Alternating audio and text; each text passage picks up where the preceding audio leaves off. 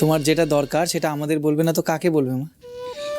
মা, এতদিন ধরে তুমি তোমার 3 ছেলের জন্য কতটা কষ্ট করেছো সেটা তো তোমার 3 ছেলেই জানে।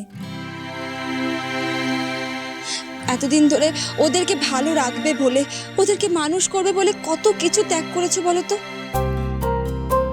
ফোন কিনে দেওয়াটা কিন্তু বড় কথা নয়, আজকে তোমার কোনটা দরকার সেটা বোঝাটাই আমাদের সবচেয়ে বড় কথা।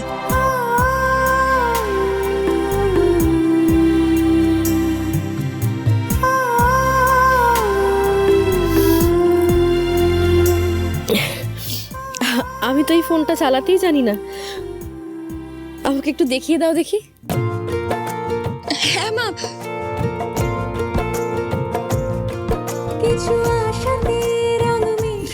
মেজদা ভাই, বৌদিদির চিন্তা ভাবনাগুলি আলাদা রে। আমাদের মাথায় যে কেন এরকম আইডিয়া আসে না।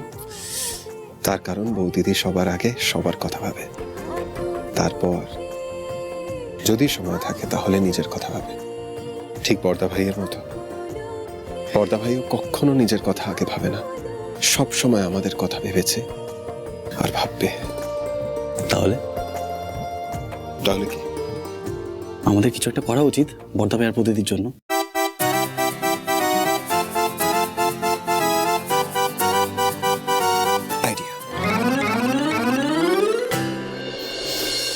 খুব ভালো পানিশমেন্ট দিয়েছি আমি রূপকে। বেশ হয়েছে আমার ফোনটা অফ রেখেছি। ও নিশ্চয়ই আমাকে 100টা ফোন করেছে সরি বলার জন্য, আর আমার ফোনটা অফ পেয়েছে। খুব ভয় পেয়ে গেছে নিশ্চয়ই। বেশ হয়েছে, বেশ হয়েছে। ও কি করে আমার সাথে এটা করতে পারলো? কি করে করতে পারলো আমার সাথে এটা?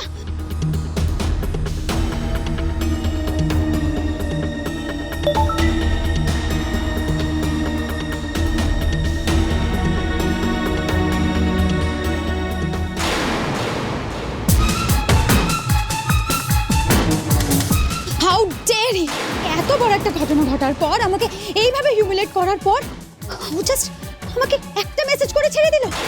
না, আমি এক্ষুনি ওকে একটা ফোন করবো, এক্ষুনি করবো।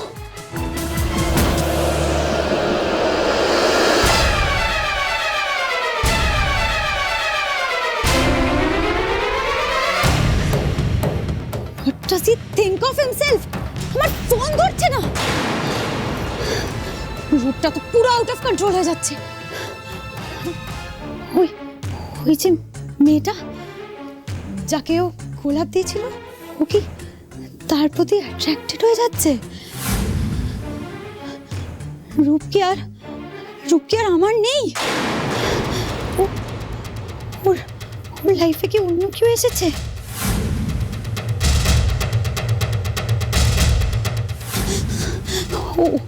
ওই মেয়েটা।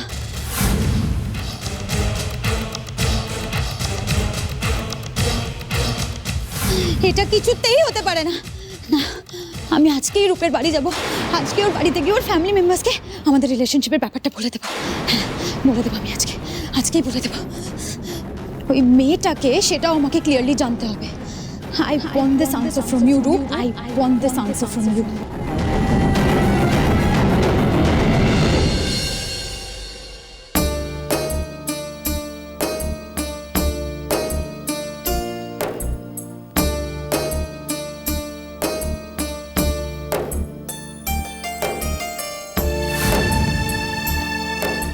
রূপদা, জীবনে প্রথমবার তুমি আমায় একটা উপহার দিলে, এত সুন্দর একটা গোলাপ। আর শুভটা তোমার দেওয়া গোলাপটাকে নষ্ট করে দিল। আমি ওকে ছাড়বো না, এর শাস্তি ওকে পেতেই হবে। আমি ও বাড়িতে গিয়ে ভাগ্যশ্রী দি আর বদিদাকে বলবো আজকে শুভকে শাস্তি পেতেই হবে। ও তোমার দেওয়া গোলাপটাকে নষ্ট করে দিয়েছে। ওর এত বড় সাহস! Yes, মেজদা ভাই সব রেডি। Time for action. এই প্ল্যান হিট হতে হবে বস।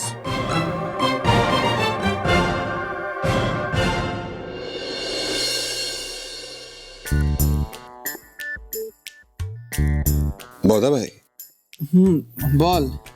তো সারাক্ষণ কাজ করতে ভালো লাগে? হ্যাঁ, আমার তো ভালোই লাগে। তুই তো জানিস যে আমি কাজ করতে ভালোবাসি। তাই বলে 24 ঘন্টা? তোর মনে হয় না তুই কিছু একটা মিস করে যাচ্ছিস?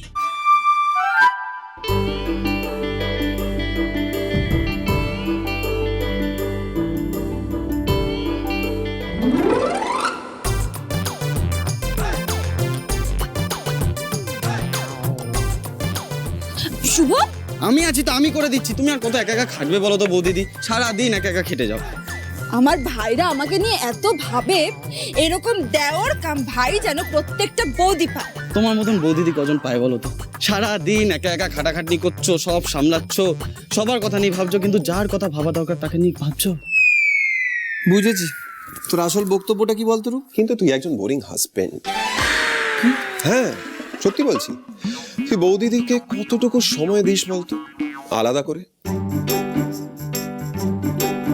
আচ্ছা বৌদিদি, একটা সত্যি কথা বলো তো, তুমি যতক্ষণ টাইম আমাদের পরিবারকে দাও, তার মধ্যে কিছু টাইমকে তুমি বর্ধা ভাইকে দাও?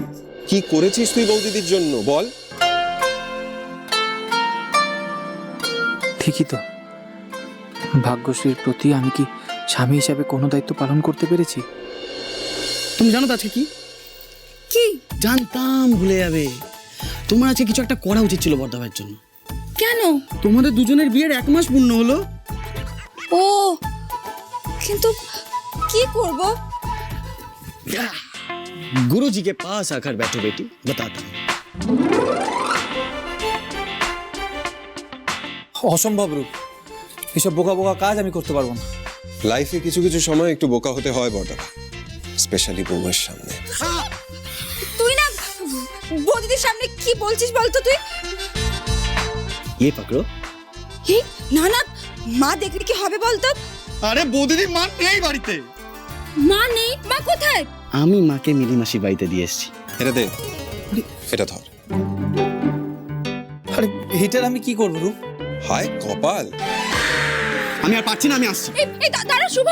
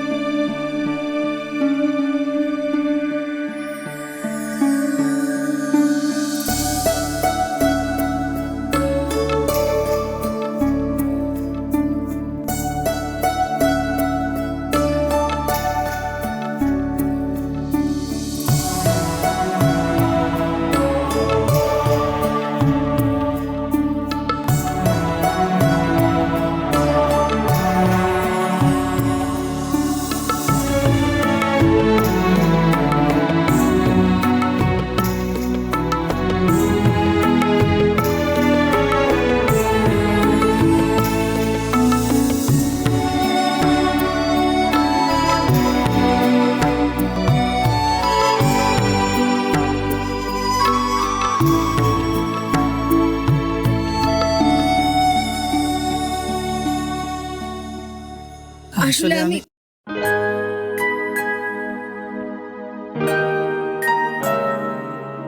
তুমি কি কিছু লুকোচ্ছ? না মানে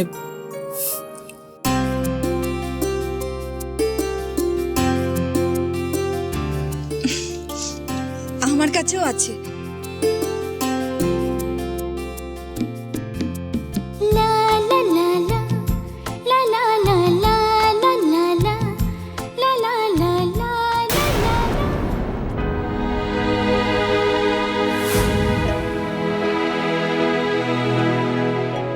বেসিক্যালি আমি কালকে রাতেই বুঝে গেছি, যখন তুমি আমাকে একটা পাতি গোলাপ ফুল দিয়ে স্পেশাল গিফট বলেছিলে। সব মেয়ের বোধহয় গিফট হিসাবে পাতি একটা গোলাপ পছন্দ হয়।